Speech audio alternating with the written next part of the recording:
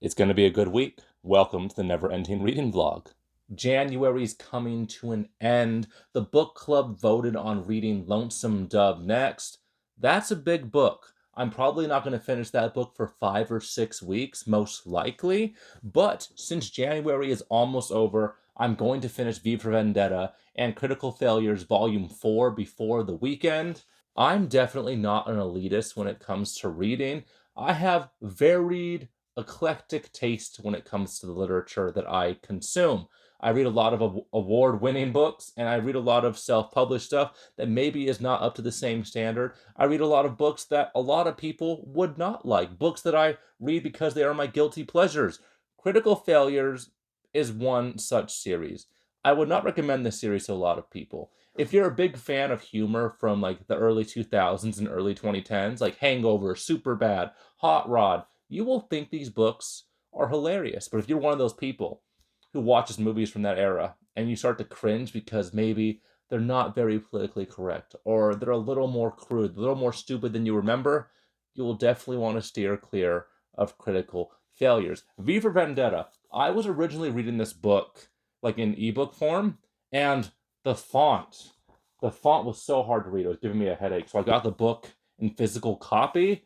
The artwork in V for Vendetta is a little bit underwhelming. I've been reading a lot of manga the last year, and Alan Moore, I'm sure he's a great artist. But V for Vendetta, it's a little gritty. I'm not sure if you could see it, but like it's not the most distinct art style, but the story is amazing. I've really been reading a lot of dystopian books the last few weeks, and I think it's going to be one of my new favorite subgenres. Like I love dystopians because they as a political science major, I love the implications of future societies moving to whatever extreme and how that influences people and the way they live their lives. And V for Vendetta, the setting of this book takes place in a traditionally a very hard right, religiously centered authoritarian regime. Our hero V, the mysterious V, the man behind the mask, is trying to tear down the current system, this repressive regime, and I'm all for it. I love the movie, but I'm already 1/3 of the way through this.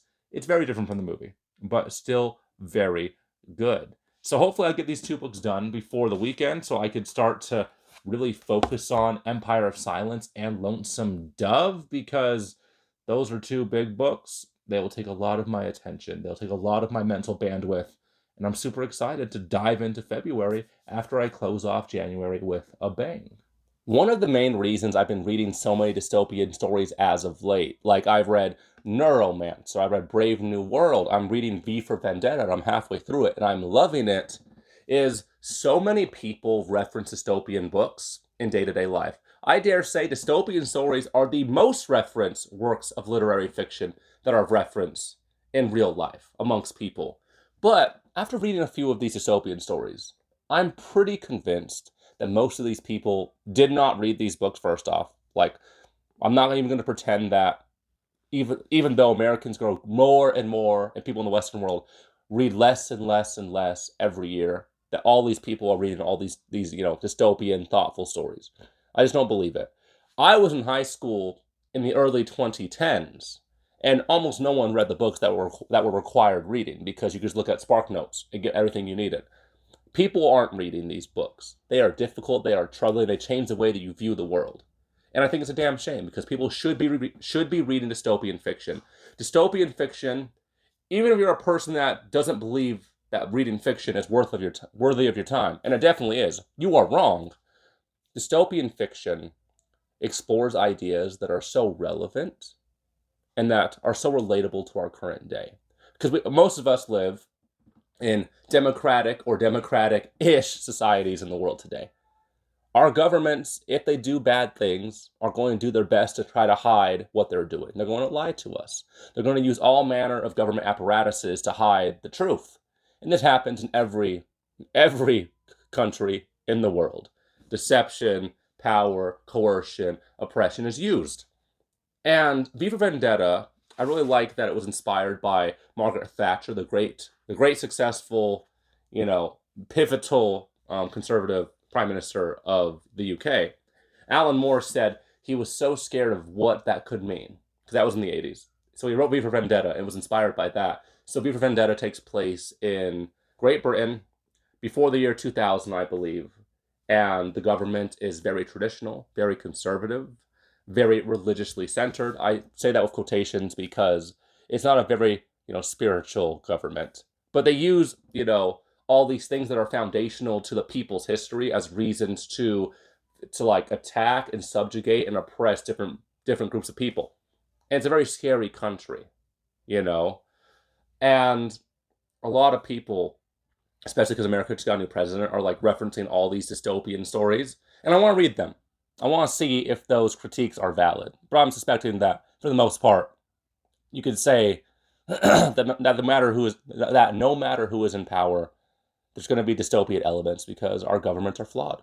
And dystopian stories, they work because they pick one aspect of our government, one aspect of our society, and they take it to the extreme. And it's always possible. There are plenty of dystopian governments in the world today, and it can happen anywhere. And that's why it is so compelling to me. Halfway done with V for Vendetta. I'll probably be finishing it Friday morning or Thursday night. But Jordan, what are your political beliefs? It doesn't matter. I'm a booktuber. My opinion doesn't matter. But all I'm saying is that dystopian books are very important for us to read because they help us talk about political topics and subjects in a way that distances us from the realities of what we actually live.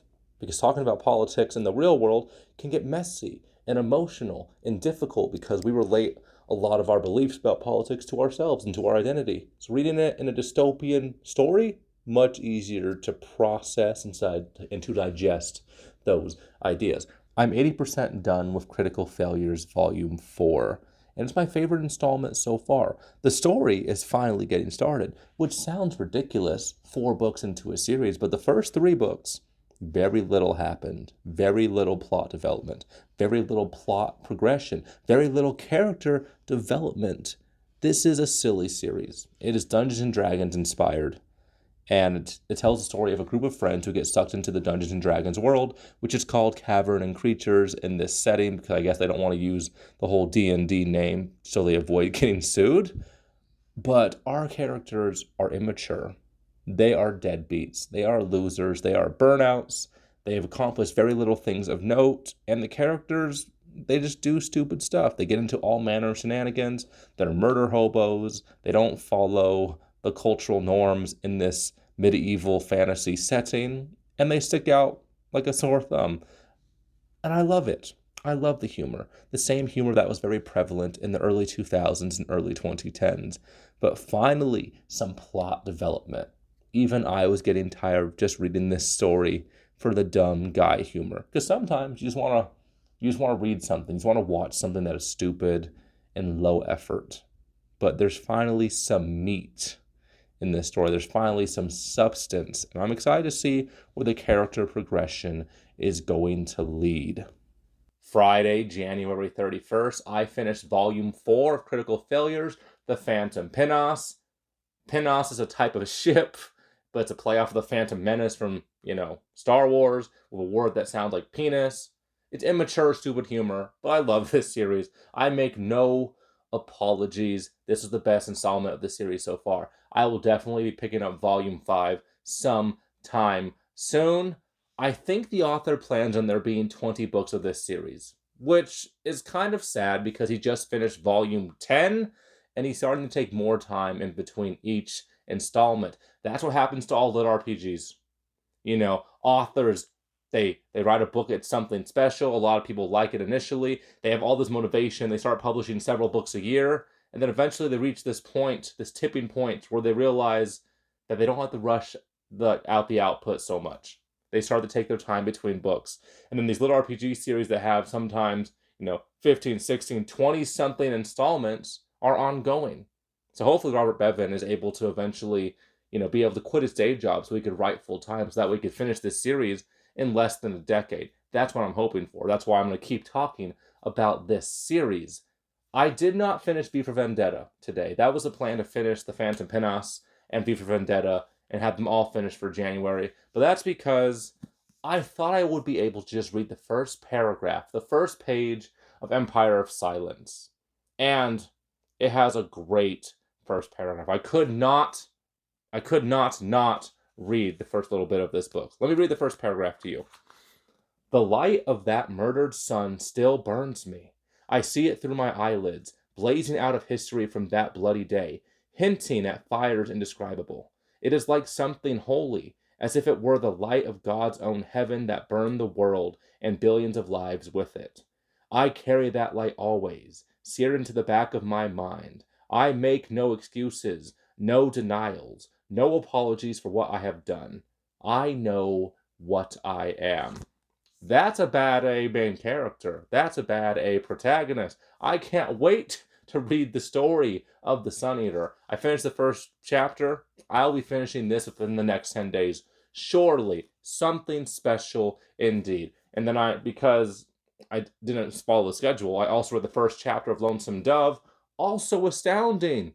Beautiful writing, great characterization. I can't wait to talk about that book with the book club next Saturday. So yes, I'll be finishing V for Vendetta sometime on Saturday or Sunday, but let's finish off this week's reading vlog with a bang. Sometimes rebellion is good. I just finished part 2 of V for Vendetta. Some of my initial thoughts. In any other setting that is not an oppressive, authoritarian regime, V would be the villain. He is an agent of anarchy. He wants to throw the current system into chaos. That way, order, justice, liberty can be found in the equilibrium amongst the ruins, amongst the riots, amongst the bad things happening. So V definitely would be a villain in our current system. But I think agents of chaos, agents of anarchy are always going to be seen as bad until they're not. Because, history, the narrative is written by the victors. So I really love that aspect of V for Vendetta. Second, I'm only 66% through the story. It's split into 3 parts. And so far, at this point, I dare say that the movie is a little bit better. I love the movie. The bar is very high. That's why I was super excited to read the graphic novel. The movie, better so far. One thing that I think is slightly better about the graphic novel, which gives it a lot of points for me, is V's monologues. If you watch the movie, you're aware that V has some pretty cool speeches and monologues throughout the movie. And those speeches and monologues are much better in the graphic novel. I love the thoughtful, philosophical things that V soliloquizes? He talks about. And I can't wait to see how part 3 plays out. I can't wait to see what V's going to be teaching the reader. I really like how Evie, that's like E's right-hand person. That's the girl he's taken under his wing. I really like how you see her develop through the story. As you see V wipe away the blinders in front of her, make her wake up from this dream, this illusion that she's been living in. Because I feel like that is one way, that is one important aspect that people kind of gloss over in a lot of political works, a lot of dystopians. One moment the person's this way, one moment happens, and their opinion completely changes, their perspective completely changes. But V for Vendetta does a very good job at showing how someone's mindset, someone's opinion can change very slowly. You're seeing the cracks start to form. And I like that aspect of this story. I really feel like even though this book takes place, before the year 2000, it really is a timeless dystopian because a lot of the fears and anxieties that Alan Moore had, that he was trying to talk about and depict in V for Vendetta, are very relevant to today. And that's why I just love dystopians. I just finished V for Vendetta by Alan Moore, and I now realize the error of my ways. The graphic novel is head and shoulders above the film adaptation. I don't know what I was thinking. The last third of this graphic novel was just so dang good. It was better than the movie in almost every way except for one scene.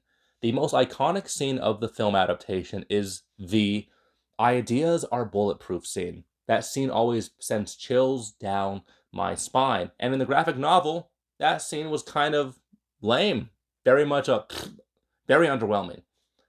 I'm so thankful that I watched the film adaptation first. A lot of people who grew up on the graphic novel hate the movie. I understand why so many people who are big Alan Moore fans do not like the V for Vendetta movie. But I really feel like if you've watched the movie first, you will be able to really recognize how both the film adaptation and the graphic novel are amazing and distinct versions of the same story. I love the graphic novel. I love how philosophical it is. I love V's monologues, his commentary. I find the relationship between Evie and V to be so much more compelling, way more well rounded, way more realistic in the graphic novel. The graphic novel is way more controversial. It covers a lot more controversial subject matter. A lot of things happen with the supporting cast of characters that I don't really feel like it added to the plot in a lot of ways. Alan Moore did a very good job at depicting how quickly revolutions can happen. How just a few moments of chaos, a very short time in the grand scope of things, can really lead to formative change. Revolutions, they seem spontaneous throughout history, but in reality, they are years in the making. People have all these anxieties, all these angers, all these fears, and then one catalyst happens. One individual stands up, and then it causes a lot of other people to find their bravery. And Alan Moore did a very good job at depicting and showing how that could happen in a very realistic and relatable way. I've heard that Alan Moore doesn't do comics anymore, that he's writing novels. And I'm definitely going to have to give some of his novels a try because I was complaining earlier about how his artwork leaves a little bit to be desired. But I think by just reading a story from him where it's all words, it's all prose, no art, I think that could be something special. I think Alan Moore's storytelling is right up my alley. I think it fits perfectly in with my taste. But who knows? I'll probably get distracted of some other fancy new reads this year. But eventually, it's gonna happen. I enjoyed myself this week. I read some very thought-provoking stuff. I read some very funny stuff. I laughed and I thought deeply. What more can I ask for? I look forward to tackling more Empire of Silence and Lonesome Dove next week, and I'll probably read some manga. So stay tuned for that.